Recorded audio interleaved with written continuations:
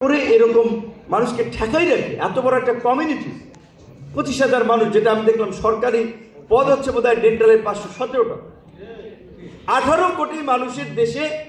তাহলে এই আপনার চিকিৎসা সেবা দেওয়ার জন্য কেউ 517টা পদ থাকে। সেই জায়গা থেকে আমি জানতাম না, আমি এখন ধরেন এই আপনাদের মতো বিভিন্ন স্টেক হোল্ডারদের সাথে বসে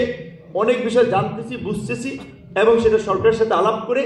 সেগুলো ইনসার্ট করার, ইনকর্পোরেট করার আমরা পরামর্শ দিচ্ছি। সেই জায়গা থেকে সুযোগ দেওয়া উচিত। প্রয়োজনে আপনাদের যদি কোনো জায়গায় দুর্বলতা থাকে সেটা আপনাদেরকে ট্রেনিং দিয়ে আপনাদের আপনারা কি ছাত্র, প্রত্যেকে মধ্য মিডল এজ মানুষ, এতদিনে তো অভিজ্ঞতা আছে, কোথাও দুর্বলতা থাকলে সেটা আপনার তারা ট্রেনিং দিয়ে পরামর্শ দিয়ে সেটা কাটিয়ে দেশের জন্য দরকার আছে। তো আমরা আপনাদের প্রতি দাবির প্রতি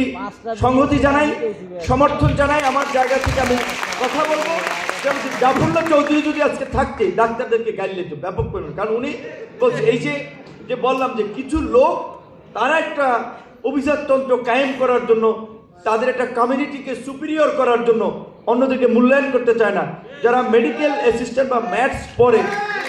ম্যাথসে যারা আছে তারা তো প্র্যাকটিস বা তাদের তো সমস্যা নাই, তারাও তো ডিপ্লোমা